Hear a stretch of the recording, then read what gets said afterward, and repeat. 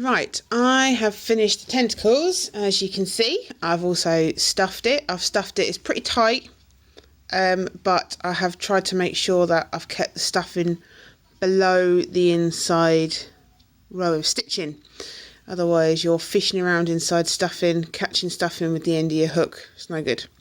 So I've finished tentacles and I've anchored the last tentacle down into this stitch here. So I will now be, all the stitches I do from now on are slip stitches. And what I do is I want to work them. I'm gonna have to pull the tentacle out. If you need to work into those stitches. Can you see that in there? In here. So let's give it a go.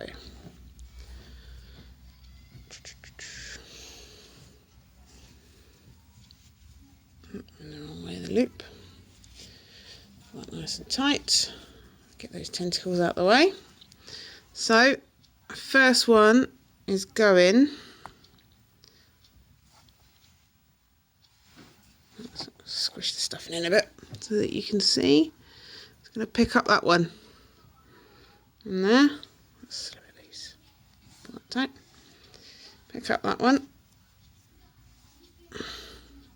Excuse me, my yarn is not playing nicely. And over, pull it through and out. Okay, right. The next one I'm going to pick up in there. Nope. Nope. Nope. Digging about in the stuffing. Poke it down a bit. Where are you? There she is. See that? And again, slip stitch.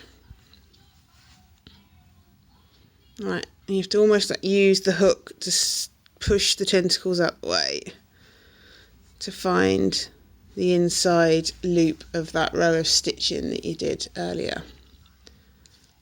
Pop. And you can see sometimes they're easy to find, sometimes they're not. Oops, oh no, lost it. Let's pick it up, try again.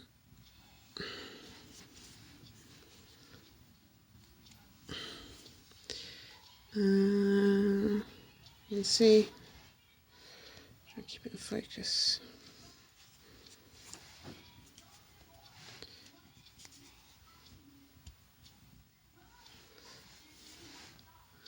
One last one, I reckon. It's hiding in there, if you can see. Picked it up, bend it up.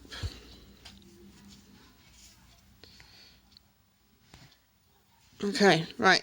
What I would normally do now is leave it overnight to let the stuffing settle, pack it with a bit more stuffing through the wee hole, but for demonstration purposes I will finish it off, and I hope she passes, but if she doesn't, never mind. Okie doke. So again, I'm going to work into the top stitches all the way around, because it excuse my phone making random noises, because it keeps it flusher. If you work through both like that, you end up it quite lumpy and bumpy, but if you go through the top one like that, keeps it quite flush. So this is actually the next one, but obviously remember that you are decreasing as well, so skip some stitches. I don't do it in a particular order. If I feel like I can get away with skipping a stitch, I will skip a stitch. If I think that it'll create too much of a hole, I'll add a stitch. This one's not going to need many to finish off, so I've done that one, but I think I can skip one there, so I'll take that one. And I think only one more, so I've taken that one, missed that one, I'll go for that one and pull a loop. Again, that's not really one. Where's my scissors? Cut a tail. Okey-doke. And this is where I sew the end into it. So I might just pull that through. Boop. And put it tight. It gives you a bit of a lump, which is fine because when you, excuse me, I'm about to thread this needle.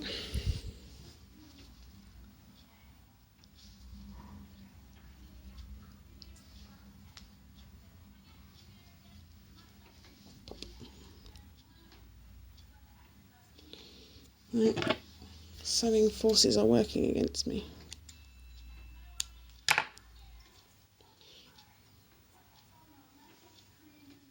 So you use such thick yarn, it's really hard to thread.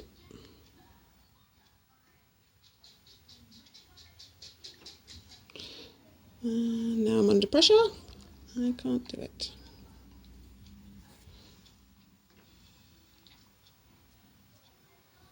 Sorry guys. Nearly there.